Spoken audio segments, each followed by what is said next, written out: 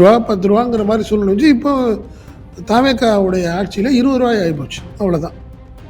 நான் 25 வரைக்கும் 2025 வரைக்கும் அப்படி இருந்துச்சு. 2026 கவர்மெண்ட் மாறினதுக்கப்புறம் 20 ரூபா வாங்க ஆரம்பிச்சிட்டாங்க. அது ஒன்றுமே அதனால நேற்று செந்தில் பாலாஜி தான் சொன்னார், மாற்றம் நீங்கள் என்னத்தை மாற்றிட்டீங்க, இதெல்லாம் மாற்றிருக்கீங்கன்னு சொல்லுங்கள். மீண்டும் மீண்டும் எங்களையே குறை சொல்லிக்கிட்டே இருக்கிறீங்க, ரீல்ஸ் போடுறதையே நிப்பாட்டுங்க. முதல் அரசு பொறுப்பேற்றிருக்கக்கூடிய அரசு தொடர்ந்து திராவிட முன்னேற்ற கழகத்தின் மீது குற்றச்சாட்டுக்களை வைப்பதில் மட்டுமே குறியாக இருக்கின்றார்களே தவிர மக்களுக்கு சொன்ன வாக்குறுதிகளை நிறைவேற்றுவதில் கவனம் செலுத்தவில்லை. ஹார்ட் டிஸ்க் யார் இது? சேர்மனுடைய கம்ப்யூட்டருடைய ஹார்ட் டிஸ்க். எல்லாத்துடைய கம்ப்யூட்டர்ஸும் ஆட்டோமேட்டிக்காக நீங்கள் வந்து சர்வரோட கனெக்ஷன் பண்ணுங்க. நீங்கள் காரணம் என்னென்னா, இப்போ நீங்கள் என்கிட்ட பேச போகிறீங்க, நீங்கள் எனக்கு மெயில் போட போகிறீங்க, நான் உங்களுக்கு ரிப்ளை பண்ண போகிறேன். மற்றபடி அங்கே ஹார்ட் டிஸ்கில் முக்கியமான டாக்குமெண்ட் என்ன இருக்க வேலை? டெண்டர் தானே. யார் டெண்டர் போட்டாலும் ஏற்கனவே ஆல்ரெடி உங்கள்கிட்ட இருக்குது. உங்களுடைய சர்வரில் எல்லா விஷயங்களும் இருக்கும் வைக்கணும் உங்களுக்கு. அதில் எந்த விதத்துலையும் மாற்றமே இல்லை. இதில் எப்படி நீங்கள் என்ன இதில் கரப்ஷனுக்கு என்ன இருக்குது வேலை? மறைக்க முடியாதுங்கிறேன் நான். பல ஹார்ட் டிஸ்க்கள் வந்து காணாமல் போனதாக போன மாதம் ரிப்போர்ட் செய்யப்பட்டது. ஸோ அங்கே இருக்கிற விஜிலன்ஸில் முதற்கட்டமாக அலுவல் ரீதியாக அவங்கெல்லாம் வந்து விசாரணை செய்துவிட்டு காவல்துறை புகார் அளிக்கப்பட்டது. வந்து ஏன் கரூரில் வந்து பாட்டு பாடினீங்களே, இப்போ தீர்வு ஏதாவது பார்த்துட்டீங்களா, தீர்வு கண்டுட்டீங்களா, மாற்றம் வந்துருச்சான்னு கேட்டார். அது அவங்களுக்கு ஒரு கோபத்தை ஏற்படுத்தி இருக்கிறது. அதன் காரணமாக இன்றைக்கி ஒரு கட்டத்தில் ஒரு ஹார்ட் டிஸ்க்கு காணோம் அப்படின்னு சொல்லுவீங்க. அதில் 2-3 ஊழியர்களை அரெஸ்ட் பண்ணுவீங்க. அவங்க கொடுத்த வாக்குமூலம் அடிப்படையில் ஏதாவது அதிகாரிகளை அரெஸ்ட் பண்ணுவீங்க. இதில் தான் நடக்க போகுது. இது எல்லாமே சுற்றி நடக்க போகுது. இது வந்து அதிகாரிகளுக்கும் இது தேவையில்லாமல் தாவேக்காவுக்கும் ஒரு உரசலை ஏற்படுத்தும். அதிகாரிகள் கோவப்படுவாங்கல்ல. ஒரு மக்கள்கிட்ட ஏமாற்றி ஒரு ஓட்டை வாங்கி ஒரு வெற்று கவர்ச்சியில் இந்த மக்கள்கிட்ட ஏமாற்றி ஓட்டு வாங்கியிருக்காங்க. அவங்களுடைய கொள்கை என்ன, மாற்றம்னா என்னன்னு சொல்லுங்கள். செந்தில் பாலாஜி நேற்று பேசுகிறாரு, இன்றைக்கி ஒரு காரணம் சொல்லி இதுக்கு சில ஊழியர்கள் மீது எங்களுக்கு சந்தேகம்னு ஆரம்பிக்க போகிறீங்க. இவருக்கு வேண்டியவர் அவருக்கு வேண்டியவர் அப்படின்னு யாரையும் அரெஸ்ட் பண்ணுறதுக்கு ஒரு காரணம் தேடுறீங்க. பட் இது ரெக்கார்டிங்கெல்லாம் ஒன்றுமே பண்ண முடியாது. அதான் சொன்னேன், நீங்கள் அங்கே நடக்கிற விஷயங்களில் எப்படி சிசிடிவி ஃபுட்டேஜ் இருக்குல்ல, கேமரா இருக்குல்ல, எடுத்துகிட்டு போயிருந்தா அப்போ நீங்கள் எங்கே வைக்கிறீங்க, ஹார்ட் டிஸ்க் வைக்கக்கூடிய இடம் எங்கேங்கிறது உங்களுக்கு தெரியும்.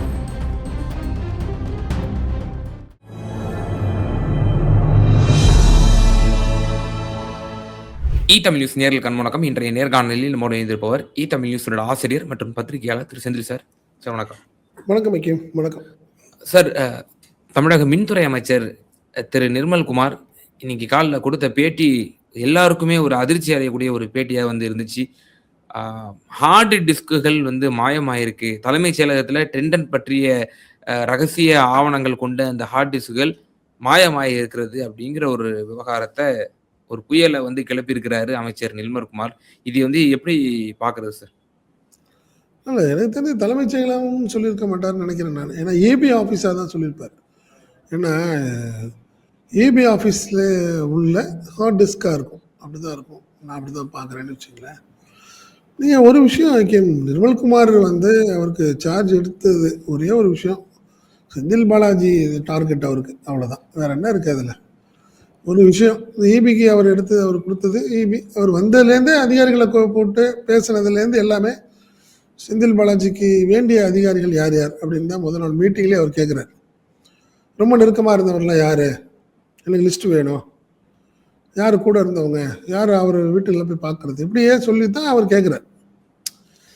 அவர் முதல் நாளே எல்லாத்துக்கும் தெரிஞ்சிருச்சு, அதிகாரிகள்லேருந்து எல்லாத்துக்கும் தெரிஞ்சிருச்சு நிர்மல்குமார் வந்து என்ன மனநிலையில் வந்திருக்கிறாரு உள்ள அப்படிங்கிறது தான் விஷயம்னு வச்சுங்களேன்.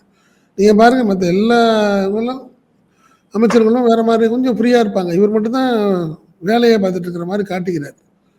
முதல் நாளே நீங்கள் நல்லா பார்த்தீங்கன்னா, பவர் கட்டுக்கு காரணம் வந்து சில கருப்பு ஆடுகள்னு சொன்னவர். கருப்பு ஆடுகள்னு என்ன, பவர் கட்டுக்கும் கருப்பு ஆடுகள்லாம் என்ன அர்த்தம்? அப்போ யாரோ உட்காந்து வேணுன்னே கட் பண்ணுறாங்களா அப்படிங்கிற மாதிரி சொன்னார். அதில் அது பெருசாக யாரும் எடுத்துக்கலை. இப்போ இந்த நிலையில் இப்போ அடுத்த கட்டத்துக்கு வர்றாரு. ஏற்கனவே 2-3 அதிகாரிகளை அவர் சஸ்பெண்ட் பண்ணார். ஏதோ ஒரு காரணம் தான் அவருக்காக நினச்சிட்டு இருக்காரு, இவங்கெல்லாம் செந்தில் பாலாஜிக்கு வேண்டியவர்கள் அப்படின்னு ஒரு மனநிலையில். ஒரு விஷயம் புரிஞ்சுக்கணும், அவர் நீங்கள் அப்படி பார்த்தீங்கன்னா இந்த 5 வருஷத்தில் செந்தில் பாலாஜி ஒரு 2.5 வருஷம் நம்ம தான் இருந்தார் அமைச்சராக துறைக்கு.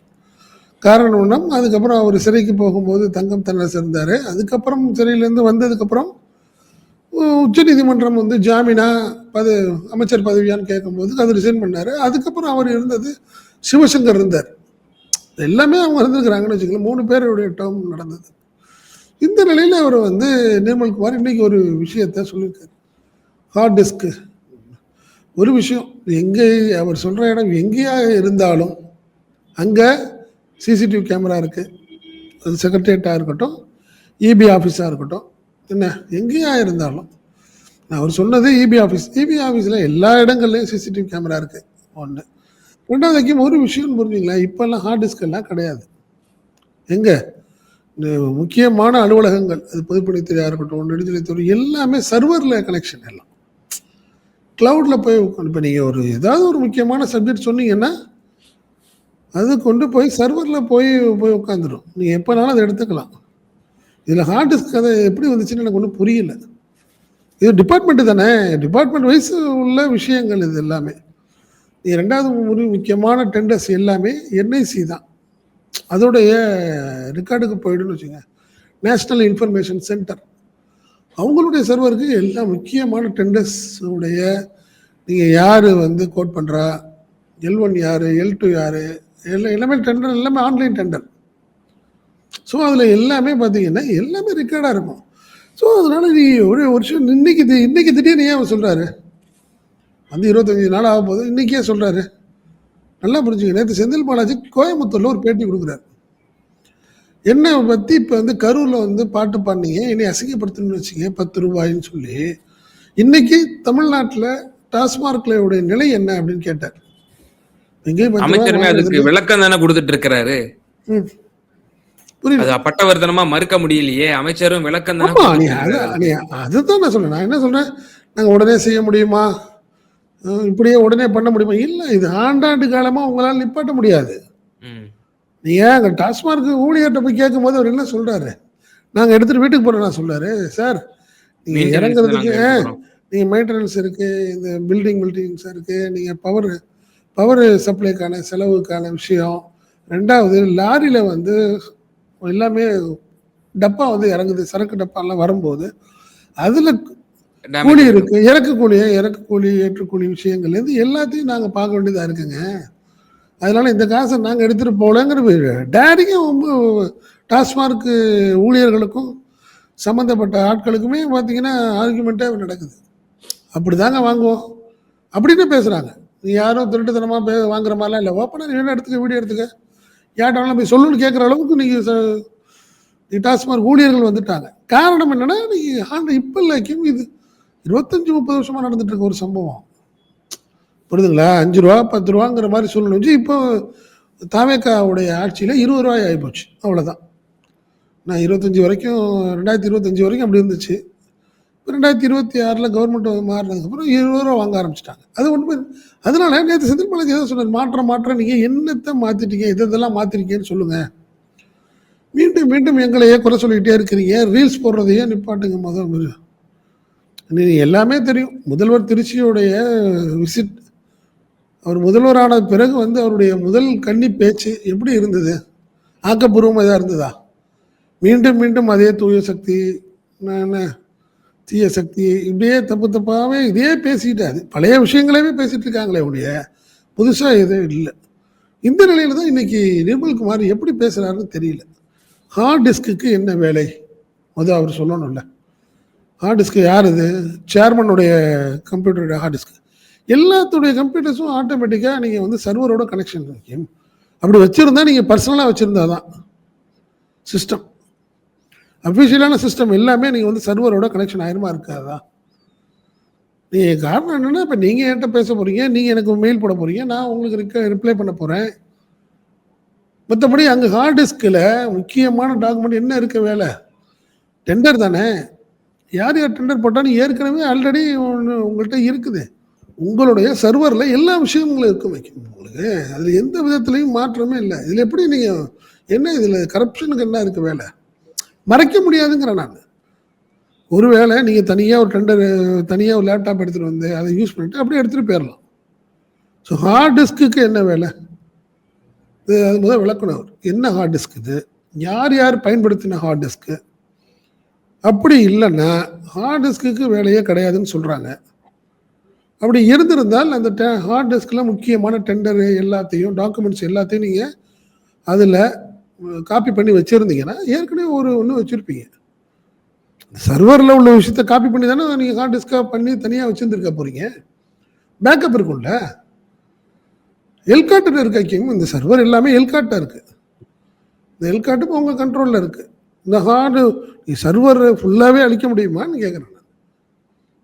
அதனால் இது முழுக்க முழுக்க ஒரு ட்ராமாக்கான விஷயம். அதாவது செந்தில் பாலாஜி நேற்று பேசுகிறாரு, இன்றைக்கி ஒரு காரணம் சொல்லி இதுக்கு சில ஊழியர்கள் மீது எங்களுக்கு சந்தேகம்னு ஆரம்பிக்க போகிறீங்க. இவருக்கு வேண்டியவர் அவருக்கு வேண்டியவர் அப்படின்னு யாரையும் அரெஸ்ட் பண்ணுறதுக்கு ஒரு காரணம் தேடுறீங்க.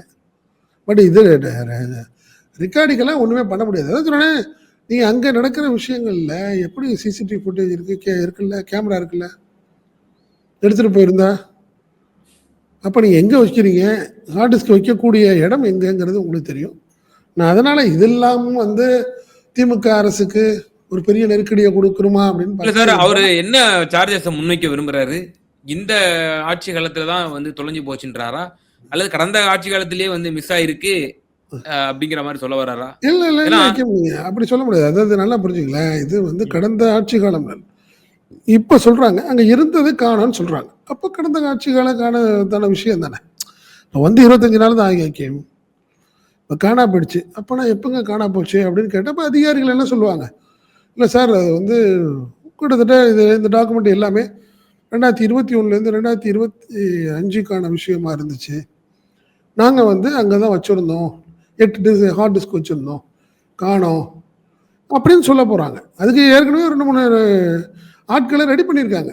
நீங்கள் தாவேக்கா தரப்ப இன்றைக்கி ஒரு 2-3 பேரை கூப்பிட்டு பேசி கன்வின்ஸ் பண்ணி, அதனால தான் தெளிவாக என்ன பண்ணியிருக்காரு பற்றி தெரியுங்களா, நிர்மல்குமாருக்கு இபி அண்டு லா நீங்கள் எல்லாமே ஒன்றா இருக்குது, பின்னி பிணைந்து கிடக்கு. இதாக ஒன்றா வழக்கு விஷயங்களாக இருக்கட்டும், எதாக இருக்கட்டும், அதை பார்க்கணுங்கிறது அவங்களுடைய அசைன்மெண்ட்டே அதுதான். இது விஜய் அவங்க நிர்மல்குமார் கொடுத்த ஒரு அசைன்மெண்ட். அது எப்படியாவது டேமேஜ் பண்ணி ஏதாவது நம்ம பண்ணி ஆகணும் அப்படிங்கிறது தான். அது நேற்று செந்தில் பாலாஜியுடைய பேச்சு இன்னும் அவங்களுக்கு ஒரு எரிச்சலை ஏற்படுத்தியிருக்கும். ஏன் கரூரில் பாட்டு பாடினீங்களே, இப்போ தீர்வு ஏதாவது பார்த்துட்டீங்களா, தீர்வு கண்டுட்டீங்களா, மாற்றம் வந்துருச்சான்னு கேட்டார். அது அவங்களுக்கு ஒரு கோபத்தை ஏற்படுத்தி இருக்கிறது. அதன் காரணமாக இன்றைக்கி ஒரு கட்டத்தில் ஒரு ஹார்ட் டிஸ்க்கு காணோம் அப்படின்னு சொல்லுவீங்க. அதில் 2-3 ஊழியர்களை அரெஸ்ட் பண்ணுவீங்க. அவங்க கொடுத்த வாக்குமூலம் அடிப்படையில் ஏதோ அதிகாரிகளை அரெஸ்ட் பண்ணுவீங்க. இதில் தான் நடக்க போகுது. இது எல்லாமே சுற்றி நடக்க போகுது. இது அதிகாரிகளுக்கும் இது தேவையில்லாமல் தாவைக்காகவும் ஒரு உரசலை ஏற்படுத்தும். அதிகாரிகள் கோவப்படுவாங்கல்ல. எந்த கவர்மெண்ட் வந்தாலும் அவங்க அதிகாரிகள் அவங்களுக்கு லாயலாக இருக்க போகிறாங்க. ஏப்ரல் 23 அப்புறம் அவங்களும் மாறி இருப்பாங்க. எலெக்ஷன் வந்துச்சு, அதுக்கப்புறம் 4ஆம் தேதி ரிசல்ட் வந்துருச்சு, மே 4.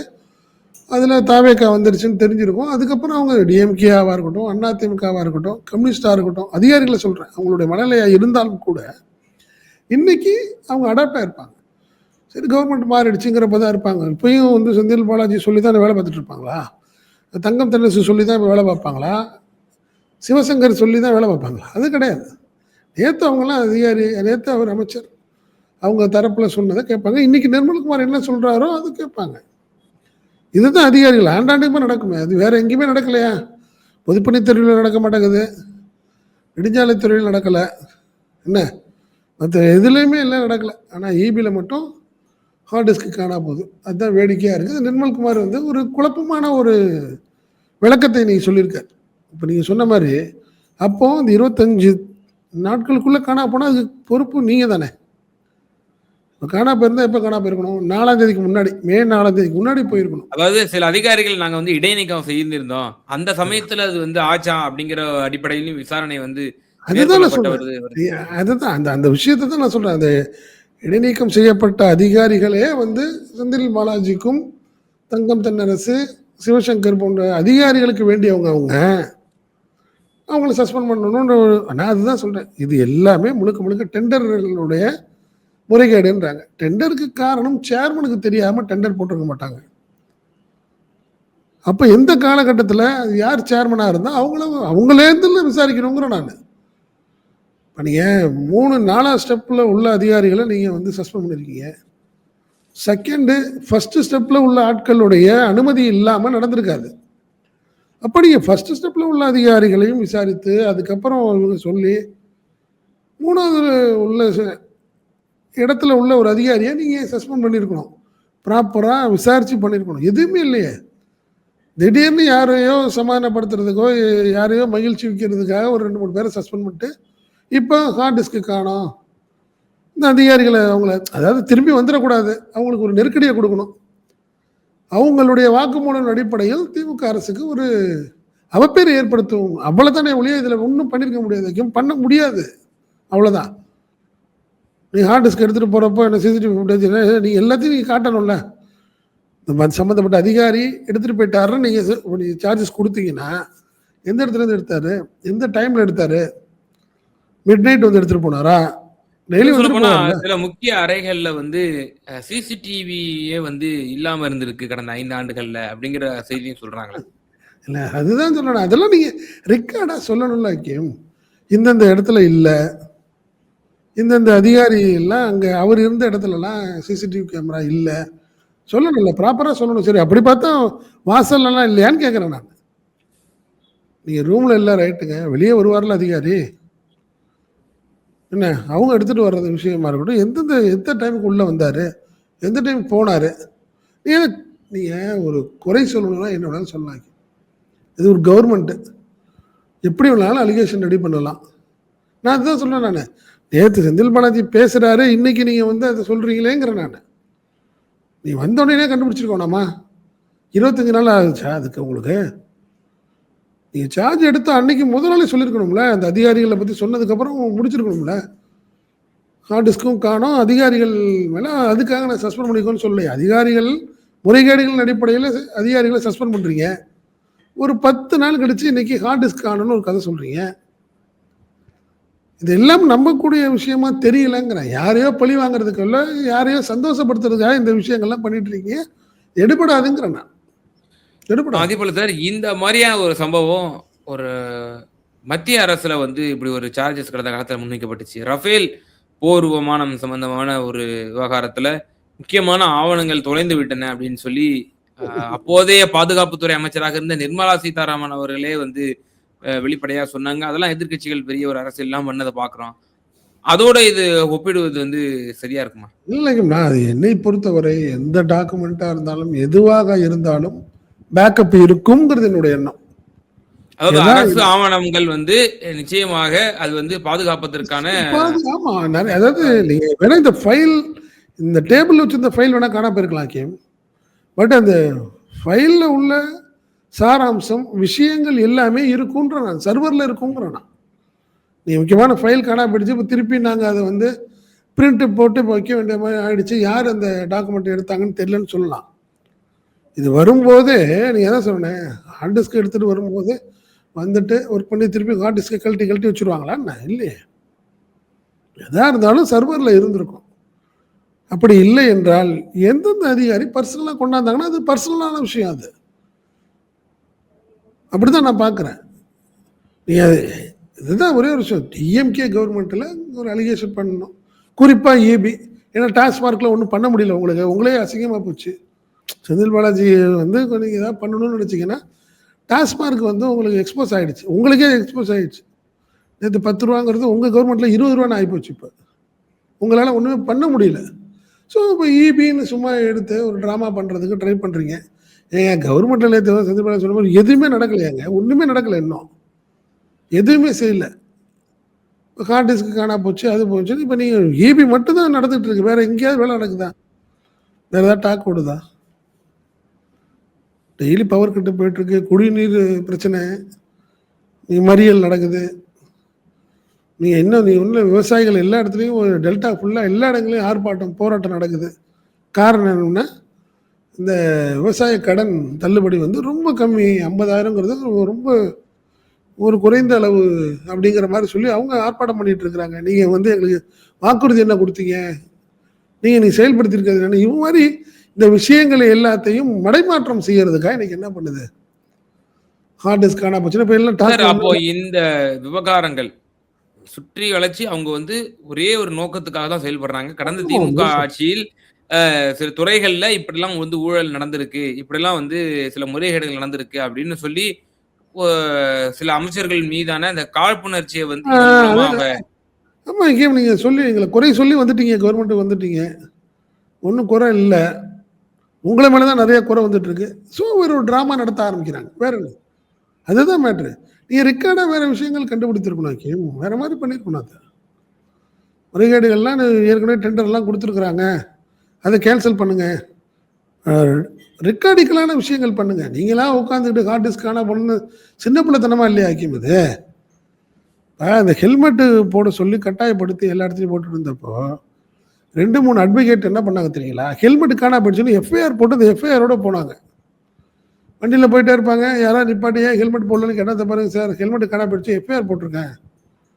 அப்படின்னு சொல்லிட்டு அதாவது போலீஸால ஒண்ணுமே பதில் சொல்ல முடியல. ஹெல்மெட் காணாம போயிடுச்சு. கண்டுபிடிச்சு குடுங்க நான் போட்டுக்கிறேன். அவ்வளோதான். அப்படி போயிட்டே இருக்கு. அந்த மாரி இருக்குது. சின்ன பிள்ளைத்தனமா இருக்கு. ஹார்ட் டிஸ்க் காணாம போச்சு. அப்படிங்கிறது சின்ன பிள்ளைத்தனமா இருக்குங்கிறேன். நீங்க உண்மையான பிரச்சனைகள், உண்மையான ஊழல் விஷயங்கள் எல்லாத்தையும் நீங்க நல்லா பண்ணுங்க. கொண்டாங்க. பெரிய கிட்டத்தட்ட 10,000 கோடி, 20,000 கோடி வந்து பெரிய இழப்பு நடந்துருச்சு. கண்டுபிடிச்சிட்டோம்னு சொல்லுங்க. அதெல்லாம் பண்ணுங்க. நீங்க நீங்க நீங்க பெரிய லெவல்ல நீங்க குறை சொல்லி வந்துட்டீங்க. ஒண்ணும் விஷயம் இல்ல. எடுபடல. சார் இது அ அதாவது திரு விஜயுமே என்ன என்ன விமர்சனம் வைக்கிறாங்க, இன்னும் அவர் வந்து எலக்ஷன் மூட விட்டே வரல அப்படிங்கிற ஒரு விமர்சனம். இப்போ புதுசா ஒரு ஆட்சி வந்திருக்கு. திமுக, அதிமுக அல்லாத ஒரு ஆட்சி. இந்த ஆட்சி நிர்வாகத்திற்கு பொறுப்பேற்றதிலிருந்தே சில ஆய்வு நடத்துற மாரி, போக்குவரத்து அமைச்சர் கிளாம்பாக்கத்துல போய் அவரும் போய் வாய் குடுத்து மாட்டிக்கிட்டாரு. அப்புறம் அறநிலையத்துறை அமைச்சர் திரு ரமேஷ் அவரும் ஆய்வுங்கிற பேர்ல அ இது லஞ்சத்த வந்து கண்டுபிடிச்சிட்டாரு. ஆக்ஷன் எடுத்துட்டாரு அப்படின்ற ஒரு அதுதான். இது. அப்போ முதல்வர் பட பாணியில நம்ம வந்து ஒரு ஆரம்பத்திலேயே ஒரு இதா காட்டுவோம். நாங்க தடாலடியா எடுக்கிறோம். ஒரு வெளிப்படை தன்மையோட நாங்க வந்து செயல்படுறோங்கிற ஒரு அப்படிங்கிற அதுதான் மாரி ஒரு இயல்பு. பப்ளிக்ட்ட ஒரு ஆமா, ஒரு இன்டராக்ஷன் பெரிய குடுக்குறாங்களா? கெட்ட பேரு. பெரிய கெட்ட பேர் திமுக வந்து பயங்கரமா ஊழலா நடந்துருச்சுங்க. அப்படிங்கிற மாரி ஒரு இமேஜ் ஏற்படுத்த பார்த்து அவங்களா மாட்டிக்கிறாங்க. அப்படி ரமேஷ் விஷயத்திலேயே அதானே. அதான் நடந்துச்சு அங்க. எங்க நடக்கல ஹக்கீம்? எல்லா இடமும் நடந்துகிட்டு இருக்குல்ல. நீங்க போய் நீங்க திருச்செந்தூர் முடிஞ்சிருச்சா? அதோட முடிஞ்சிருச்சு. இனிமே வாங்குறது இல்லையா?